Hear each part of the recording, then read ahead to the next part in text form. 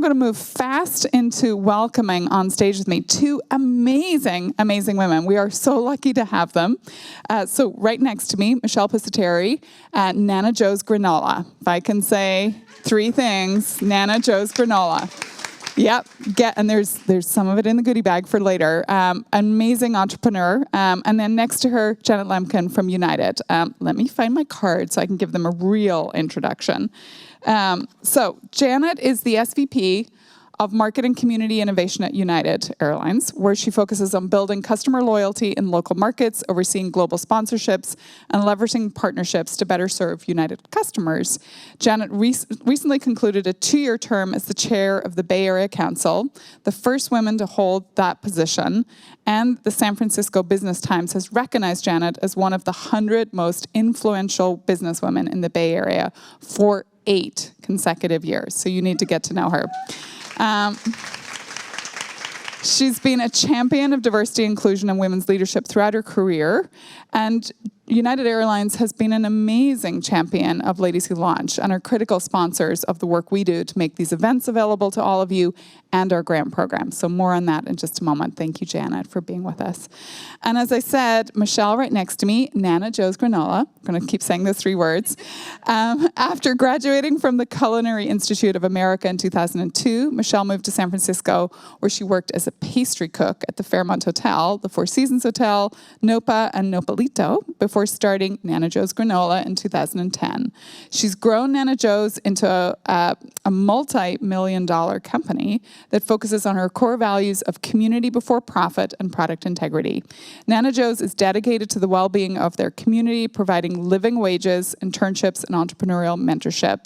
She is also a 2001 small business grant recipient from the Launch Program here at Ladies Who Launch. So, yay! And we've been matchmaking these two, and you'll find out in a moment kind of where. So, Janet, let me start with you. We know that United recently launched Good Leads the Way, a campaign to showcase how United is a force for good in the industry.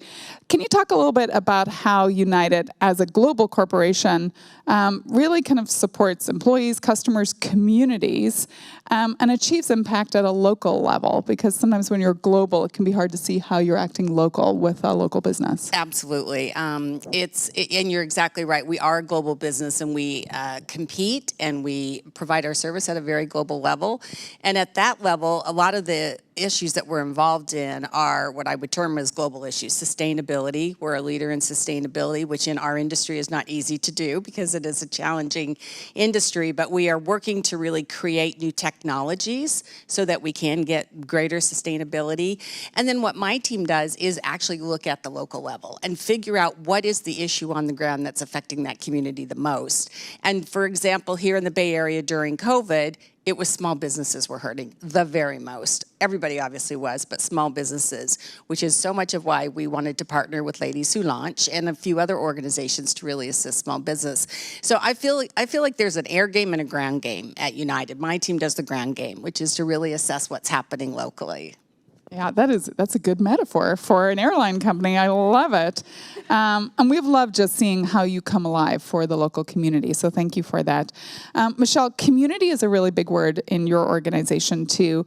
Can you talk a little bit about how you're building a people-first organization that brings along its community from dollar one? It's one of the things I love most about working with women and non-binary entrepreneurs is that phrase just always seems to be there in a way I don't see maybe more broadly in the business community.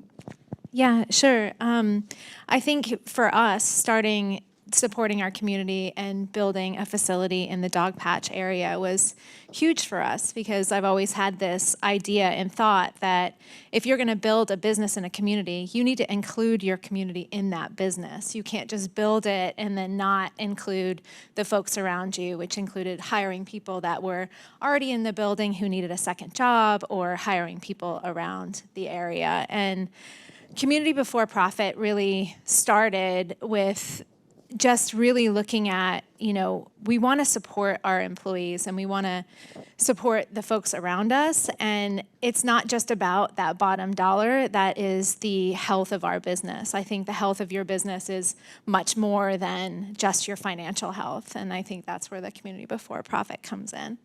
And go a little deeper, because when we Sure. talked, you talked a little bit about even the farmers, the people Yeah. who come into your product. How do you think about supporting them broadly as well?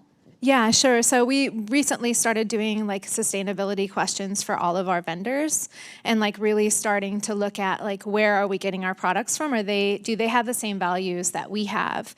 Do they support their communities like we support our communities? Do they support their workers? And I think like really looking at it on that level kind of broadens that, aspect of, we really got to take care of each other, and we can't always just look at like, I can get a truckload of almonds for $3.50. I have no idea where they've been. They've probably been in cold storage in 75,000 warehouses, but where did they come from? And that's the thing that I really have looked at all along with our product integrity. But looking at like one of our biggest vendors just got bought by another company, and their values aren't the same. And it's like, we've relied on this product. This product is a base of one of our granolas. That's huge.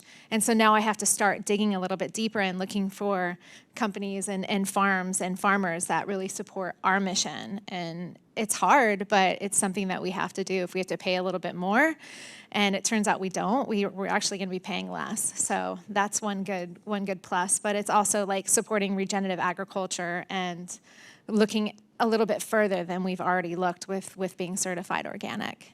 And just one more on that. So how do you Sure. make it good for business, though? So I'm an ex-CFO, so used to Yeah. always be like, let's go down those P&L line items. So how do you, it has to ultimately come back, though. You're growing a business, so you can't Yeah. be completely philanthropic. So how do you close that loop and make it good for business? I think by including the community, and by really reaching out to folks and letting them understand that our granola is going to be at a price point that's higher than others. I think that's kind of how we are closing that loop a little bit, and then just making sure that we are still being really, really efficient. I mean, that's one of the things that we work on. We don't have a C-suite team. It's basically just our production team, because we can pay them a little bit more. I think that's how we're closing that circle. Is that the Yeah, is that a yeah, good that makes answer? sense too. And I think Yeah. also just getting your brand out there to let Yeah. customers know, hey, we're a brand that both has amazing quality, a great outcome, but when Yeah. you buy us, you are supporting this whole bigger initiative. Yeah, I think like supporting that whole bigger ecosystem. And plus that, like when the pandemic hit, we had such an incredible base of folks who stood behind us and supported us, because we've always been there in the community, and we've always really supported the people that work for us and the people that come to us at the farmers markets. And I think that's what made a huge difference for us. Yeah, I mean, amazing. Yeah. Yeah. Okay, so back to you, Janet. I want to talk a little bit about a partnership that is brewing between you, and something that you often do as you think about your supply chain. So, Michelle just talked about her supply chain, like where she's getting her almonds from. How do you think about your supply chain and bringing diversity to bear in that supply chain? It's a great question, and obviously supply chains in general have been a very challenging topic for big businesses, small businesses. The way we think about it at United is we do not want it to be a centralized component of the organization. We want it to be embedded in the business. And so we have created diversity champions within the businesses and within the various operational. And their objective and their kind of training and perspective is that we are always going to be looking for diverse suppliers to be part of what we offer. We have a goal of joining the $1 billion, I think it's the $1 billion club, which is 51% of your suppliers are diverse. And so we have that as a goal. And so we are on a path to meet it. But what we really are also working to do is to work with Ladies Who Launch, and then our own supplier diversity also works with small businesses to help them understand where their gaps may be in scaling. So particularly for our business and a lot of large businesses, we really need scale to be able to make a supplier work. And so we're helping small businesses figure that out. However, we're also taking a look at ourselves and saying maybe we don't always have to have scale. If we want to have diverse suppliers, sometimes we may not need or get scale, but we'll just have to work through that challenge. I will say it's a fairly different mindset, I think, for large companies who are used to finding the efficiencies at scale, won't look at anybody unless they're at scale. They'll help you get to scale, but it's all about scale. And so we are starting to think about, okay, we're going to need to do this differently as well.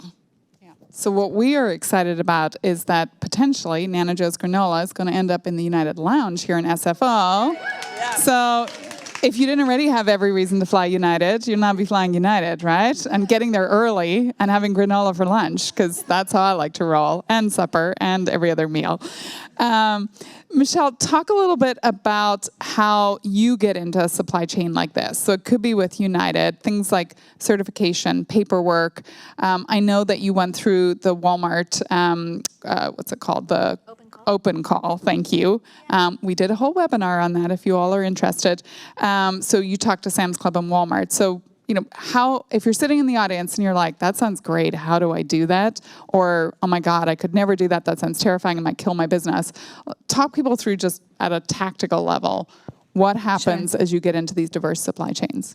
Yeah, so for the United hopefully deal, we had to be WeBank certified. And to do that, it's a lot of paperwork. It's about 6 months. What is WeBank?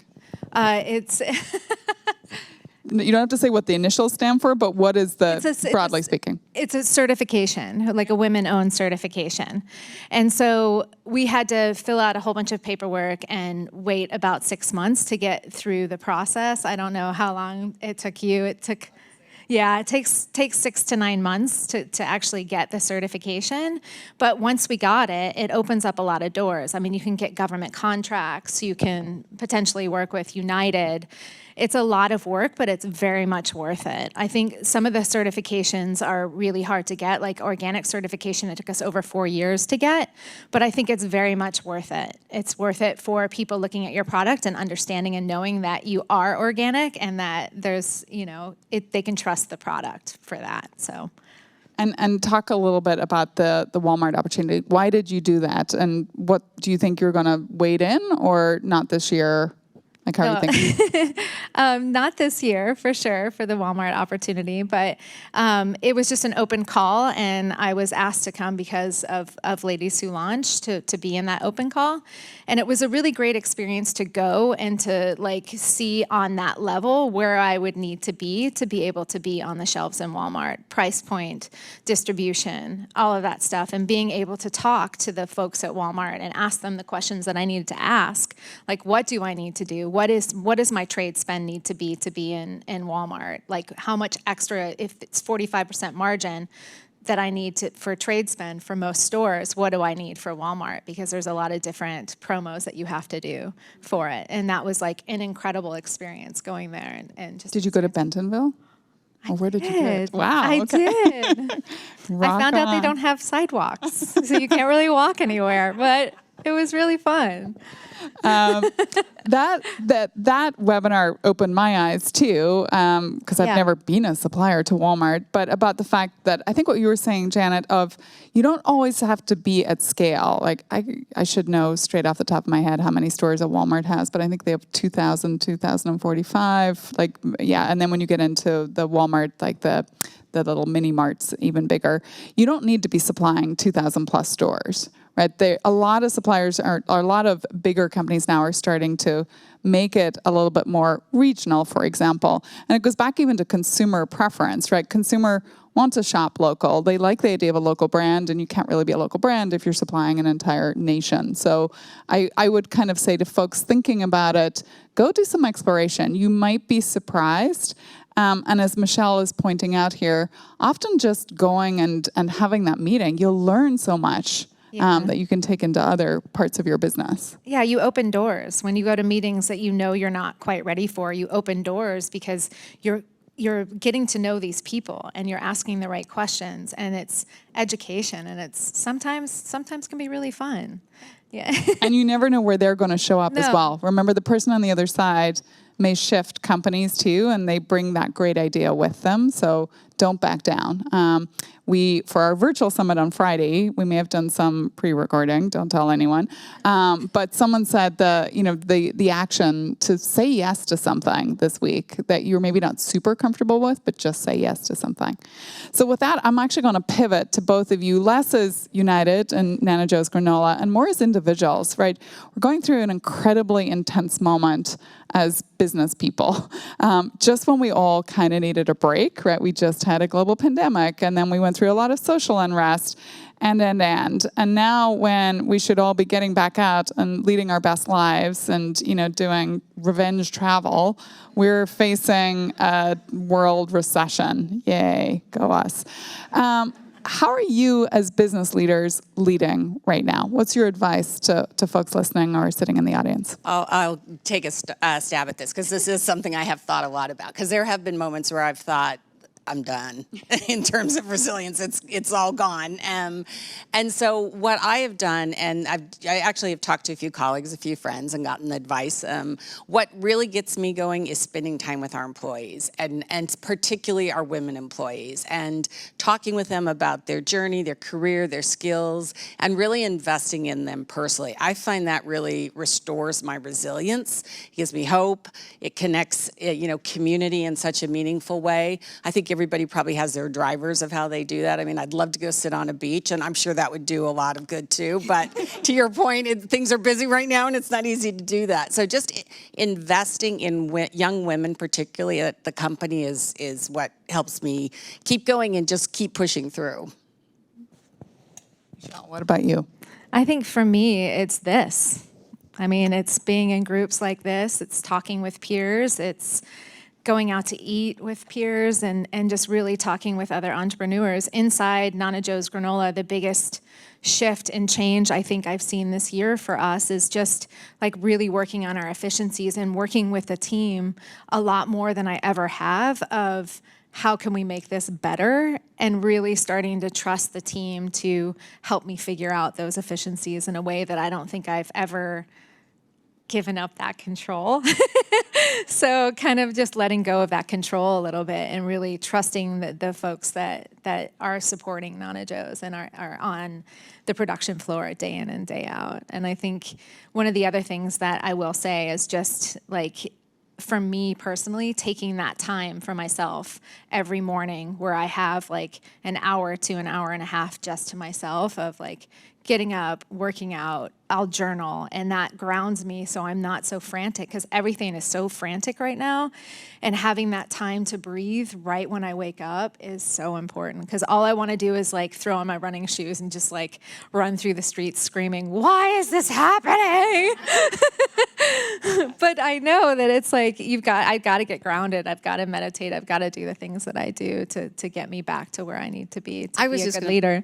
I love that you said about just the team dynamic. I think that really resonates with me as well, is that when you are in a team that's somewhat dysfunctional or not as good as it could be, nothing's quite right. And when you are in one in which it is just kind of in the groove, that dynamic is so fulfilling. And it takes effort to create that.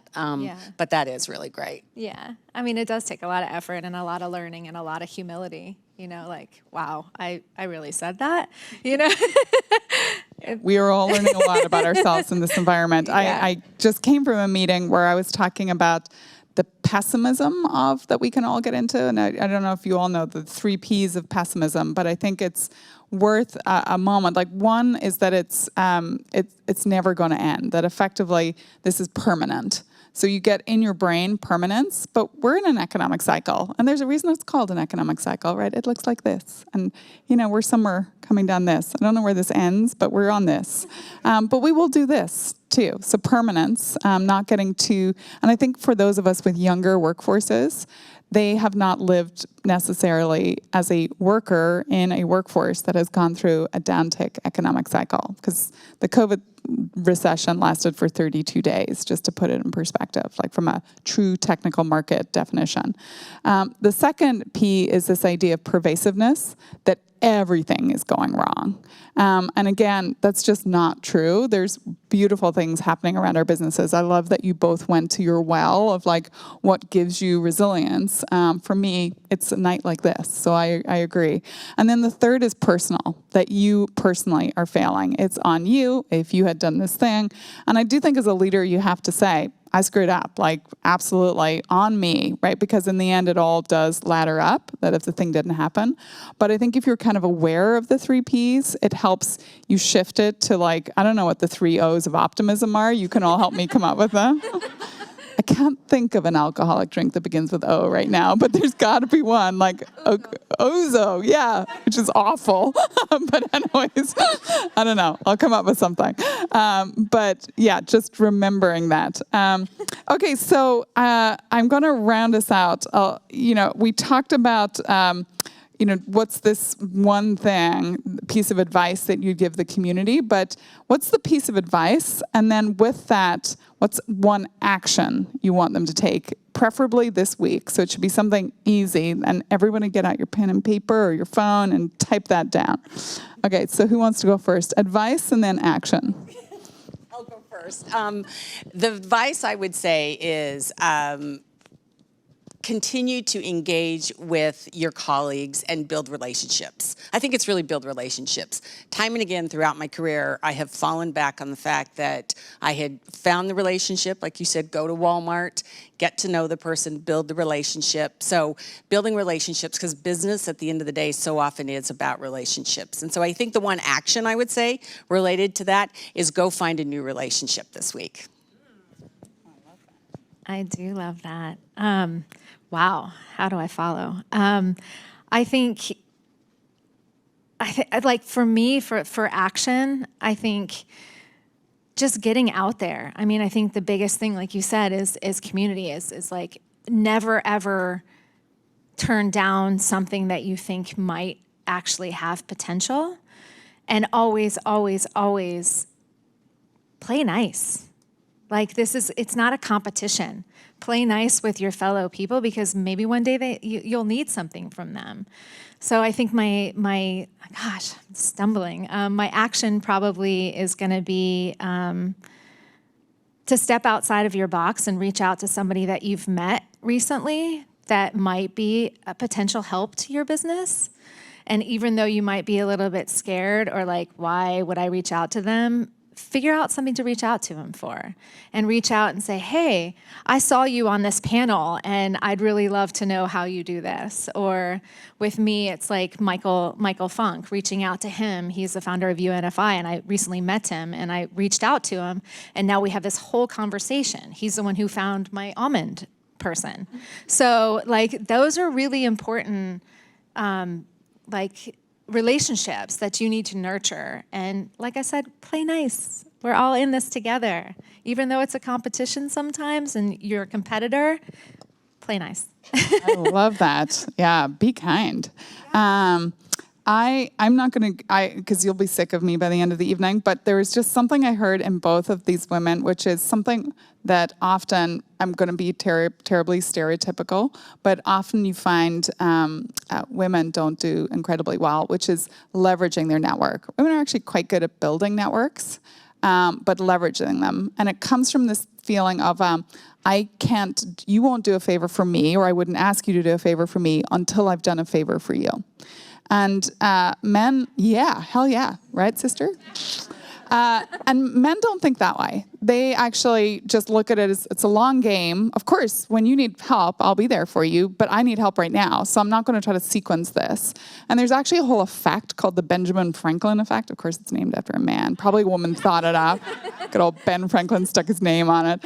But it is this thing that actually when you ask a favor of someone else, they're more committed to you in a relationship, not less. They're actually more committed because you asked them for something. So I will build on all of that and say, please go out and make an ask of someone that you're like, crap, I can't believe I'm doing this. Because worst case, they say no. And then you're just where you were to begin with.